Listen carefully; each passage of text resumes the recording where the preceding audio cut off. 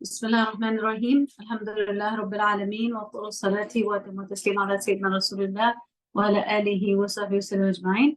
Jazakallah khair. To those of you that patiently waited for us to start, there was an unseen delay, but alhamdulillah, here we are, finishing up verse number 13 from last time. So we started verse 13. So if you could just open up your mushaf, inshallah, to page 13, to verse 13 rather, of Surah Al-Ra'd, Serene Thunder, Tafsir Surah Al-Ra'd, verse 13 is where we are. We were finishing up last time. We have a little bit more to go. بعد أعوذ بالله من الشيطان الرجيم ويسبح الرعد بحمده والملائكة من خيفته ويرسل الصواعق فيصيب بها من يشاء وهم يجادلون في الله وهو شديد المحال. Okay, verse 13. We had done the word for word, so I'll do the flowing translation right now. The thunder celebrates his praise and holiness, and the angels too celebrate his praise for awe of him. He hurls thunderbolts, striking with them whom he wills. While they're engaged in disputation concerning Allah, he is mighty in his contriving, or as we had said, he is mighty in his planning. And no one can plan the way Allah subhanahu wa ta'ala planned, right? So we may think that a situation is going very badly for us, but Allah subhanahu wa ta'ala has a plan that we are not privy to. May Allah subhanahu wa ta'ala alleviate the suffering of our brothers and sisters in Palestine, accept their shuhada, inshallah, and he has a plan that we are not privy to. This verse mentions the thunderbolts, which are a sign, as we had mentioned, of Allah's incredible power, and he strikes with these thunderbolts whomsoever he wills. And Ibn Kathir mentions that this verse is actually an indication that Allah subhanahu wa ta'ala can use thunderbolts as a punishment upon whomsoever he wills. And he mentions in his tafsir that the increase in thunderbolts actually, as time comes to an end, he says that there is supposedly going to be an increase. There's supposed to be an increase in thunderbolts towards the end of time, or when time comes to an end. Wallahu a'lam, that he mentions that in his tafsir. And it says here that they're arguing about Allah subhanahu wa ta'ala. They're doubting. It's okay because it's gonna die. I got it. No one worthy of worship except him, right? Like, what is there to argue about? His signs, his greatness, his oneness are all beyond a shadow of a doubt. So why is it they are arguing about this, that he is? So they're arguing about Allah subhanahu wa ta'ala. He is stern in his planning, he is mighty in his contriving, or he's mighty in strength and severe in punishment, right? Imam al-Tabari rahimahullah ta'ala, he mentions that Allah's torment is severe against those who rebel against him, those who defy him, go against his commandments, resist him, and persist in the kufr. And Mawdudi rahimahullah ta'ala, he mentions in his tafsir how Allah has countless plans and measures which are so effective and sudden that he can smite anyone with any of them from any side he wills, so much so that the intended victim is absolutely unaware of it. And if you remember from Surah Hud, when we discussed the way the different nations were punished by Allah subhanahu wa ta'ala, the punishment came upon them so suddenly, no one could have expected it to come as suddenly as it did. And by the way, Yawm al-Qiyamah, the day of judgment, is going to be established in a similar way. It will be, it will start all of a sudden, like there'll be no knowing a moment before that it was about to start, before you know it, it will start when Allah subhanahu wa ta'ala wills. And he continues, the theme continues so much so that the intended victim is absolutely unaware of it, and of the instantaneous punishment. This is a proof that those people who say absurd things about such an all-powerful being are absolutely void of sense. They don't use their sense. If we were to use our sense, we would happily surrender and submit to Allah subhanahu wa ta'ala. But if we don't use the organ, the mind, which was designed to be the means by which we recognize Allah and submit to him, then obviously it's as if a person is completely void of sense. Now we're going to begin our next new verse for this week, which is verse 14.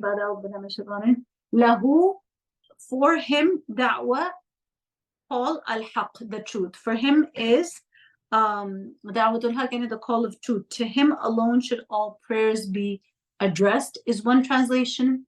True prayers are to be directed to him alone. Okay, these are various flowing translations, but literally it means for him is the prayer or the dua or the call of truth.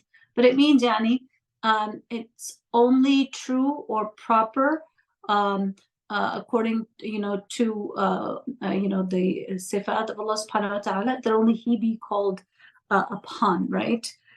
For Him is the prayer is truly for Him. It only befits Him and His Majesty that He be called upon. No one else has those attributes. No one has the power to respond to prayers other than Allah subhanahu wa ta'ala. It's only the true caller in that call which is made through Him. Okay.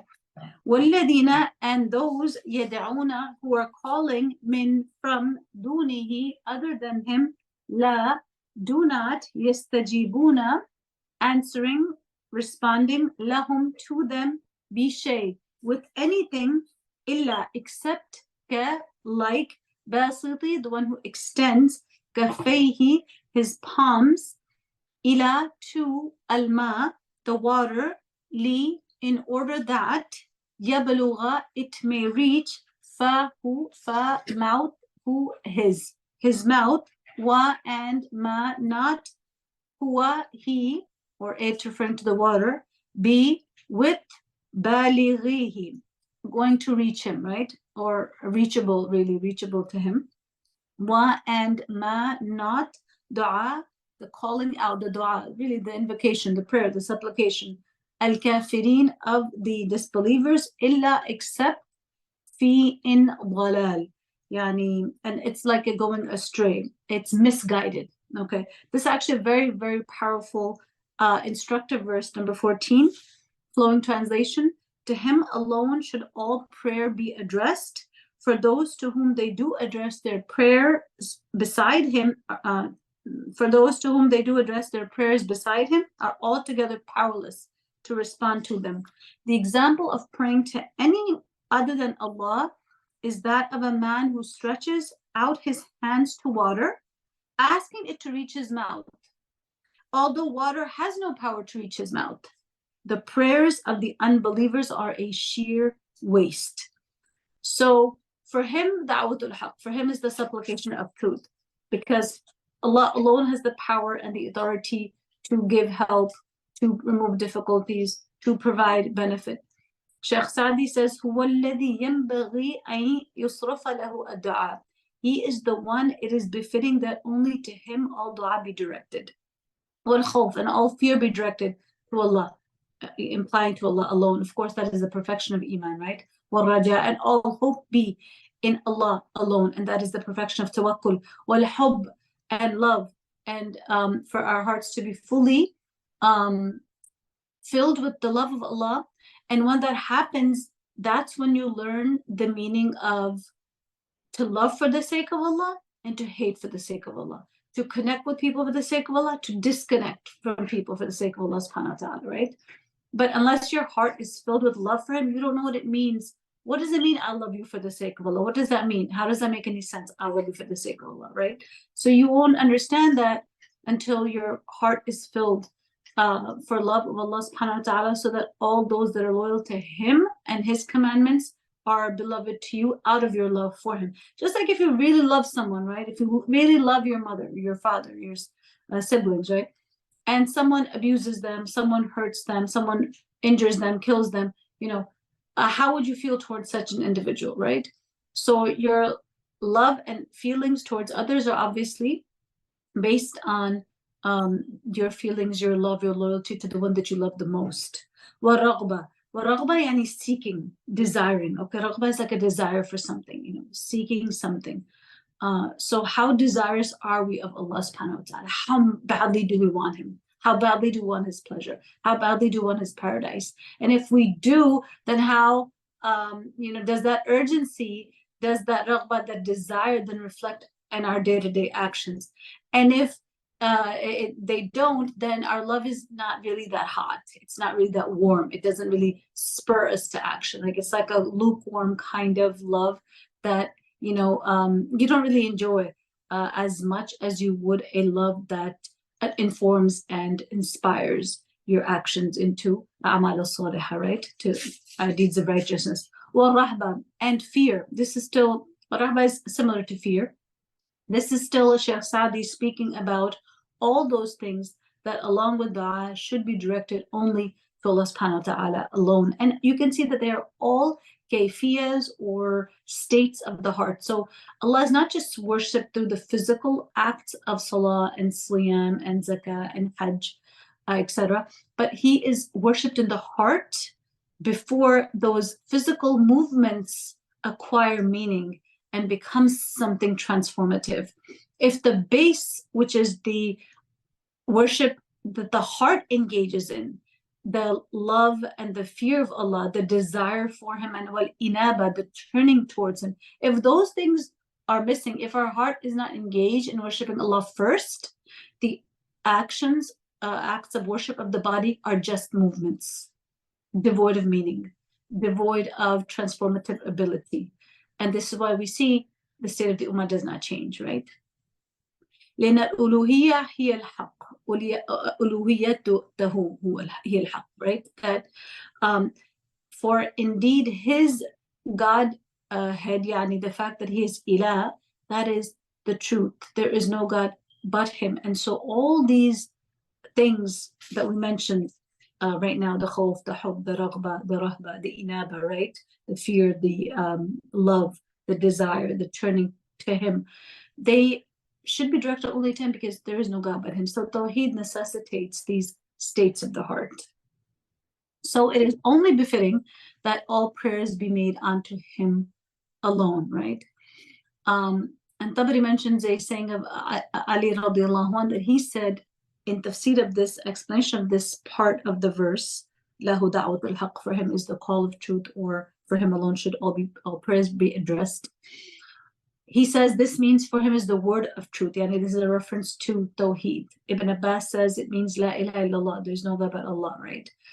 And so if he's the only ilah, then dua and its associated feelings and states of the heart should be directed only to him, as we've mentioned already, right? Now, what happens when you call on others besides Allah subhanahu wa ta'ala? Well, they don't answer you. That's basically what it is. If you're calling someone that you think you're calling, but you're calling them at the wrong number, will they ever receive your call? Can you expect an answer from them, even if you call them every day for the rest of your life? 5 times a day, 10 times a day. If you're calling someone who is simply not at the number that you're trying to reach them at, you will never get an answer. And therefore, the likeness of such a person is like the one who holds out their hand for water, or put their mouth towards the opening of a well, and they're stretching out their hands so that the water will come to them and enter into their mouths. This is just not going to happen.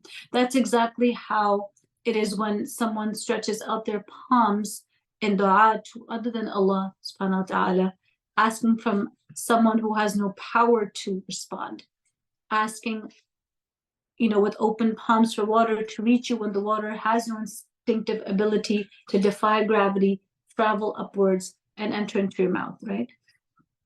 So Ibn Kathir mentions the saying of Ali radiallahu anh. On this, he said, like he who stretches his hand on the edge of a deep well to reach the water, even though his hands do not reach it. So how can the water reach his mouth? All right, like even your hands are unable to reach that water or to get close to it, right? So how is the water possibly going to come to into your mouth? Further on this from Ibn Kathir, kabasiti kafay. So basit is actually, one who's extending, opening up, extending, expanding their palms, stretching forth their hands, calling the water with his words, pointing at it, but it will never ever come his way, right? So the meaning of this, Ibn Kathir says, is that he who stretches his hand to water from far away to either collect some or draw some while he is far away will not benefit from the water. There's no way it's going to reach his mouth, right?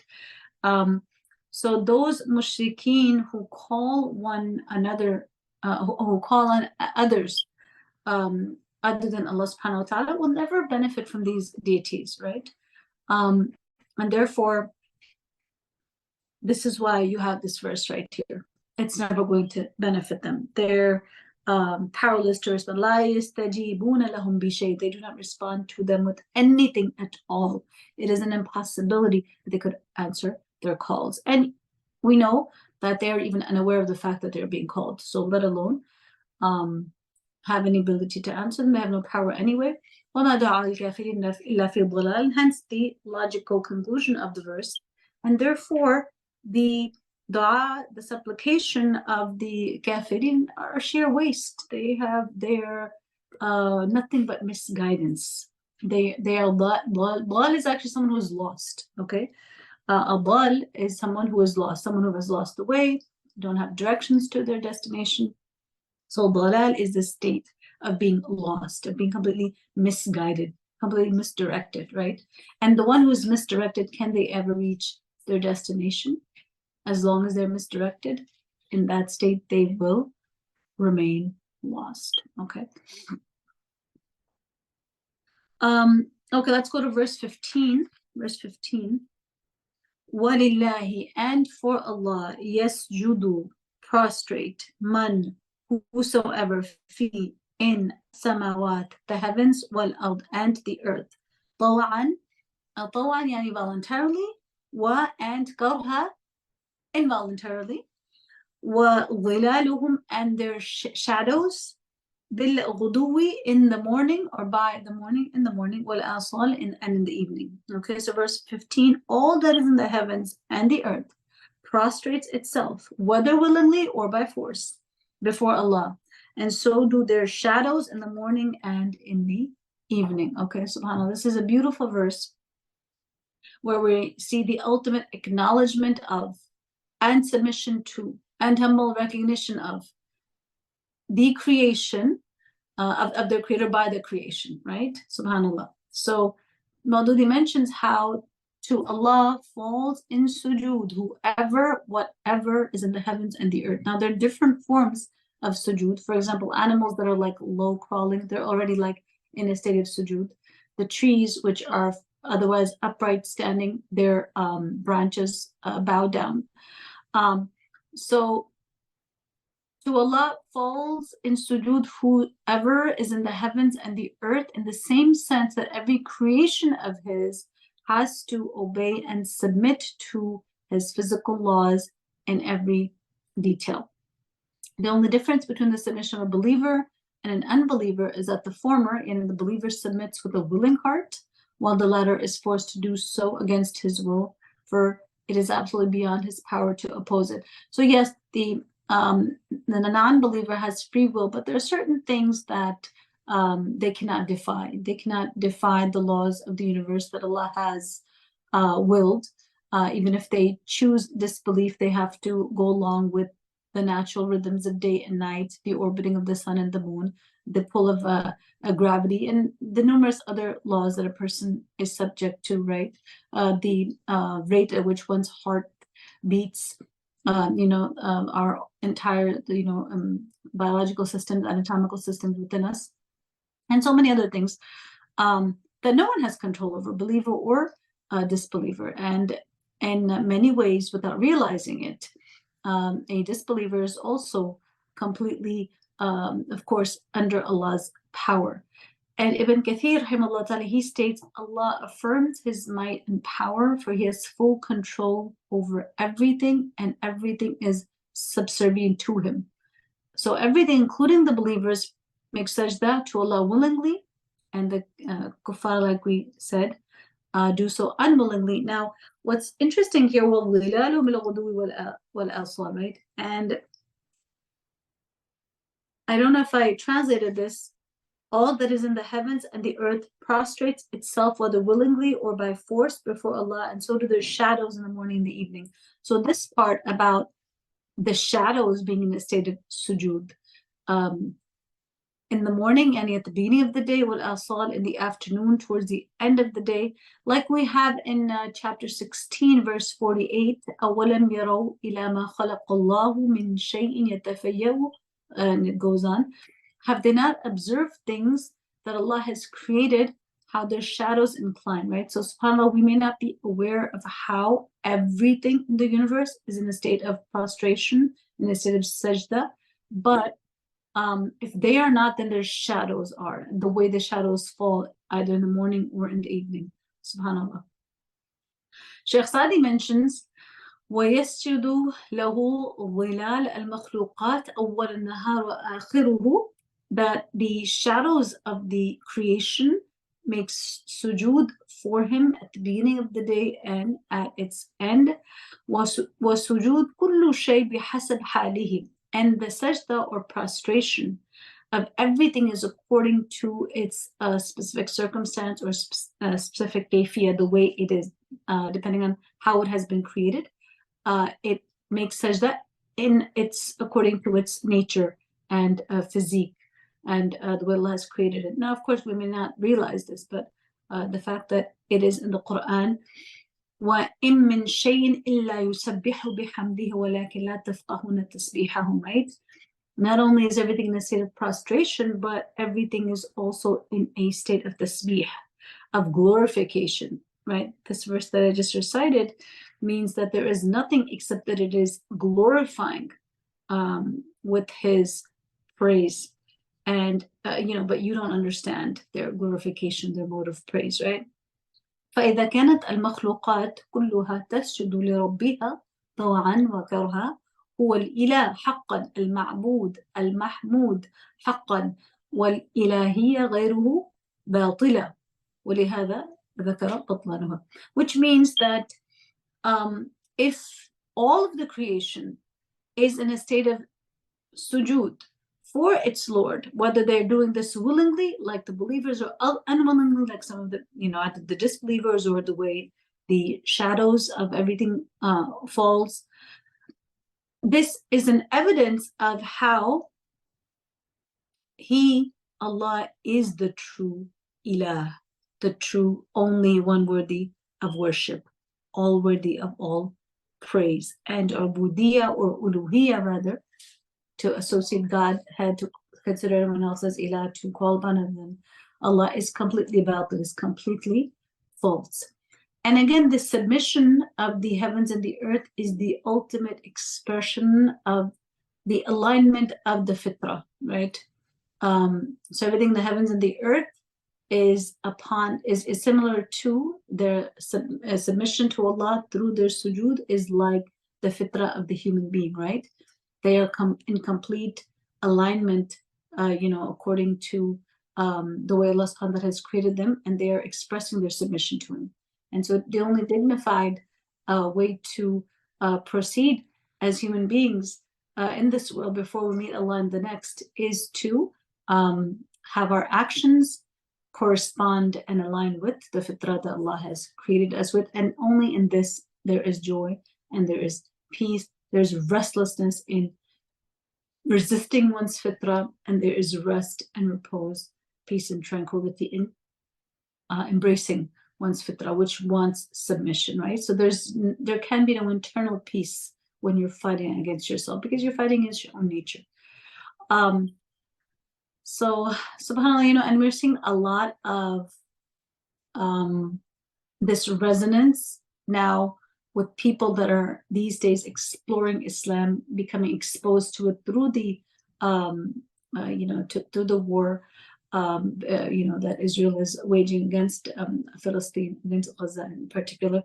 And so people are becoming curious, and you have this woman online who is not Muslim but wanted to pray, and then when she's making salah, she can't stop crying, and she doesn't know why that is, and why she doesn't even understand the words that she may have been saying, but she's crying, and that is the crying of the soul, the longing of the ruh, the longing of the self, to go back to Allah subhanahu wa ta'ala and to worship Him, like the child that cannot be consoled except in the lap of its mother, where there is peace and there is tranquility and there is safety, and it is the natural place and home of the child. And for Allah is the greatest example. Such is the longing of the soul, of course, much deeper for Allah subhanahu wa ta'ala, right? And until we enter that state of sujood, where we are closest to our Lord, there cannot be peace. And so, subhanAllah, in that coming together with Allah and satisfying our fitrah. And we see that submission expressed in the universe voluntarily, non-voluntarily, to the extent that it is even lurking in their shadows as they're engaged in sujood in morning and evening. All further go to prove the divinity, the Godhead, and the uniqueness of Allah subhanahu wa ta'ala in his right to be worshipped, right? So Maududi rahimahullah, he mentions in explaining their shadows, right? So this is the part that we're talking about, that their shadows are in a state of submission. Their shadows in the sense that they fall to the west in the morning and cast and to the east in the evening, and so on. So they submit to some law, right? So karaha doesn't just mean by force, but also means when you don't have voluntary control, right? It can also be understood in that way. When there's no voluntary control of your movements or your motions, or where your shadow is cast, except by the law that has been predetermined by Allah subhanahu wa ta'ala. So, the lesson here for us is, let's not let the trees be better than us.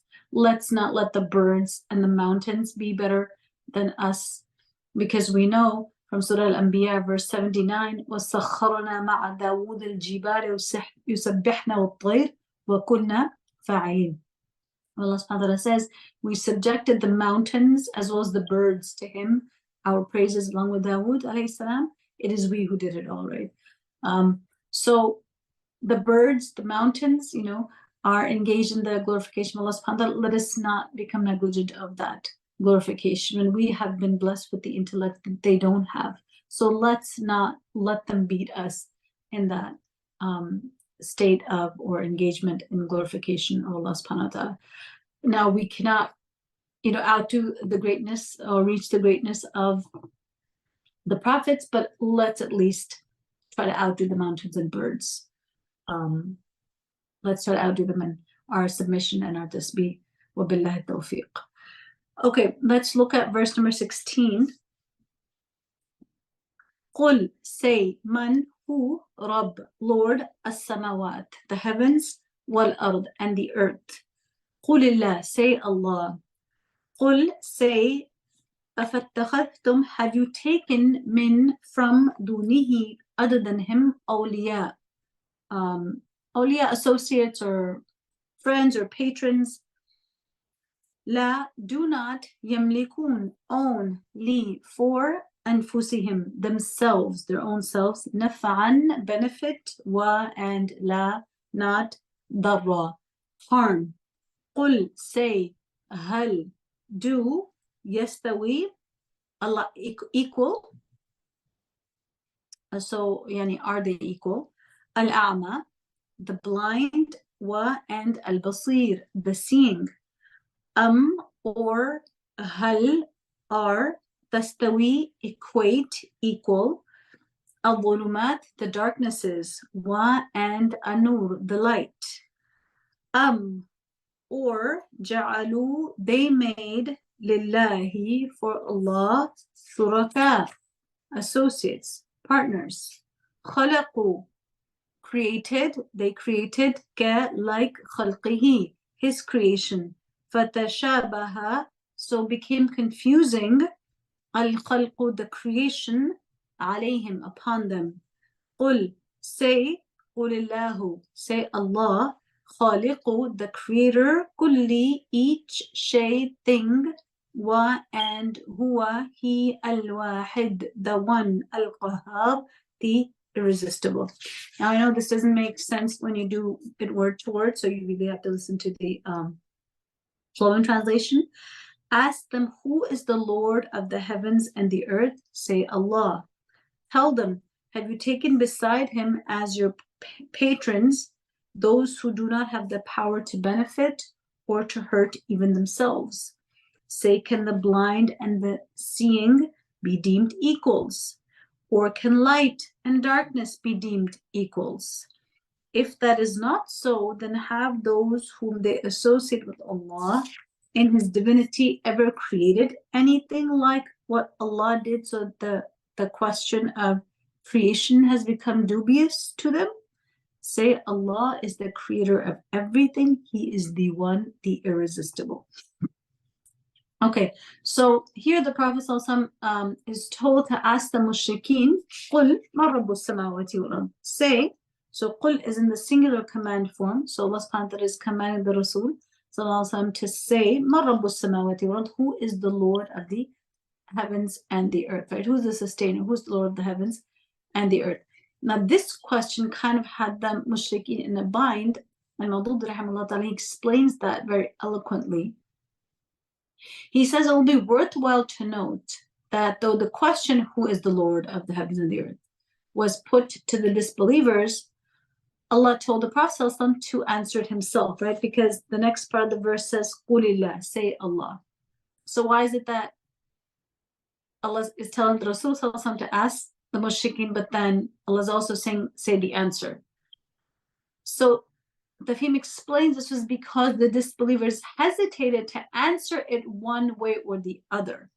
They could not say that it was not Allah, for they themselves believed that Allah was the creator of everything. On the other hand, they could not acknowledge this fact in so many words in answer to such a question, for they would have to acknowledge the doctrine of Tawheed. Then no basis could have been left in favor of shirk. As they realized their weak position, they would not give any answer to such questions. This is why Allah asks His Messenger sallallahu alaihi wasallam to put such questions to them, right? Who is the creator of the heavens and the earth? Who is the Lord of the universe? Who sustains you with provisions of life?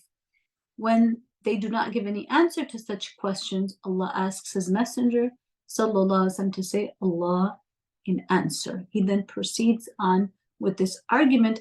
When Allah does all these things, how the deities you worship come in? They're just not part of the equation. Taking other partners along with Allah who own nothing of good or bad, of khair or shar. They have no power over harm or benefit. And therefore the simile that can the blind and the seeing be alike?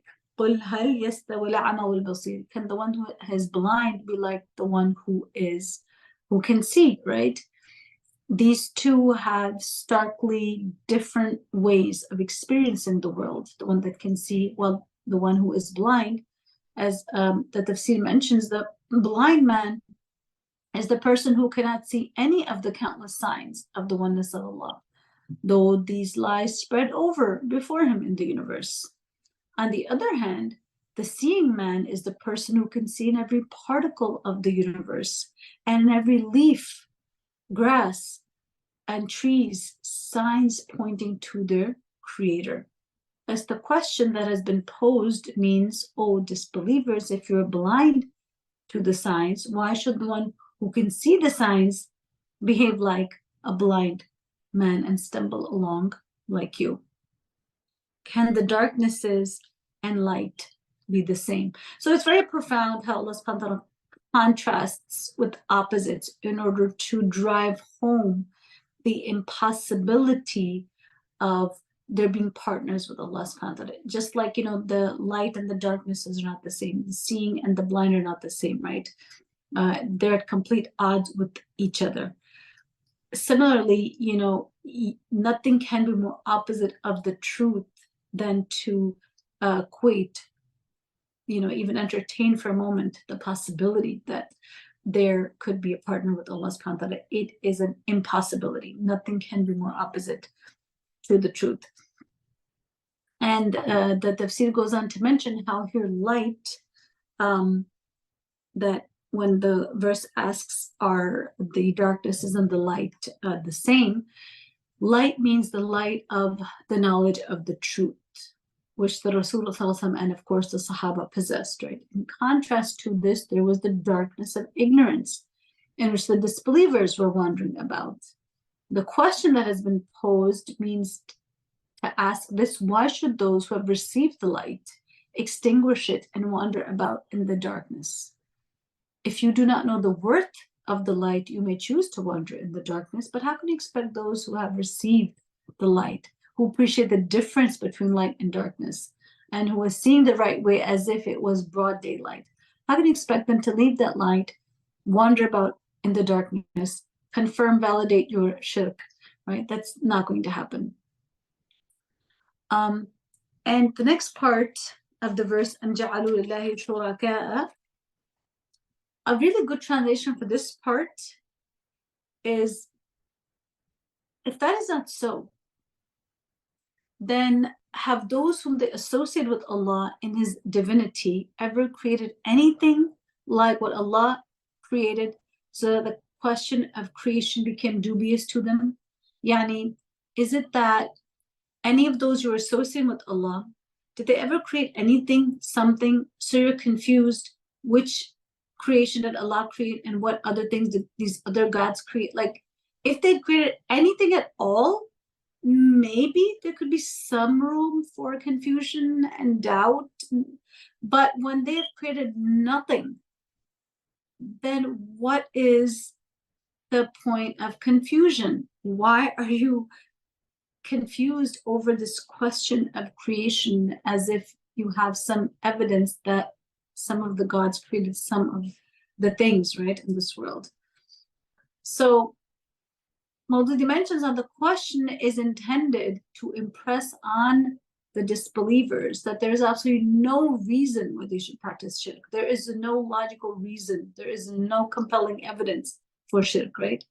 When they themselves admit that their gods did not create even an iota in the universe, and that they do not have even the smallest or most insignificant share in the creation, there remains no ground for them to cherish any doubt about it, right?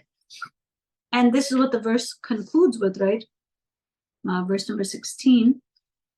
قُلِ اللَّهُ خَالِقُ كُلِّ شَيْءٍ, that Allah is the creator of everything, وَهُوَ الْوَاحِدُ, and He is the one, al-Qahhar, the irresistible. He alone created everything, and He is the one, the irresistible, the dominant. Al-Qahhar is a very overwhelming, powerful name of Allah subhanahu wa ta'ala. It's translated as the irresistible or the all-dominant, right? Someone who cannot be resisted. And literally, it means the one who rules over all by virtue of His own power and keeps all under His complete control. So He is Al-Wahid Al-Qahhar, Al-Wahid Al-Qahhar, the one, the prevailing, the all-prevailing. And that is a logical conclusion from the fact that He is the creator and the sole creator of everything, right? And they may have hesitated sometimes to give the answer, but the mushrikeen deep down inside knew that Allah is the Lord, that He is the creator, right? And we know this from other places in the Quran. So yeah, they maybe didn't answer point blank when the Prophet, if you were to put them this question to them, bluntly, but they knew in their heart of hearts, right? And they would say it at other times, from the Quran, that Allah is the one, He is the Rabb, right? So the creator of everything should logically be unique, and everything else must necessarily be His creation, and so nothing could be equal to the creator. It's simple.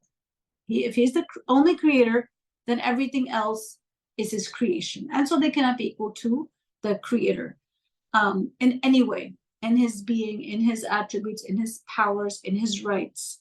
And He would be Al-Qahhar. He would be the one that has full, complete power and control, because you cannot imagine that a creator who created everything would then not have full control over His creation, right? And so you would only invoke Him with dua, in removing difficulties, in fulfilling your needs. And these sifat of Allah subhanahu wa ta'ala actually give us comfort in a time of war like we have now in Palestine, where we feel so helpless, we feel so powerless, we feel overwhelmed with what is happening. But these sifat of Allah subhanahu wa ta'ala, actually He is in control. Actually, He has a plan. Actually, all those people that seem so powerful and almost invincible and beyond questioning and act with impunity, right? there is someone who is completely in control, and Allah's plan shall unfold in due time according to His divine timeline, which may not be within our lifespan, but to trust the plan and to find comfort in these al-sifat, which give us hope, right? Okay, so that actually concludes the end of verse 16. We only have about 4 minutes left, so we should not start verse 17. So inshallah, we're going to end here for today. Subhanaka wa bihamdika la ilaha illa anta nastaghfiruka wa natubu ilayk. Assalamu alaikum wa rahmatullahi wa barakatuh.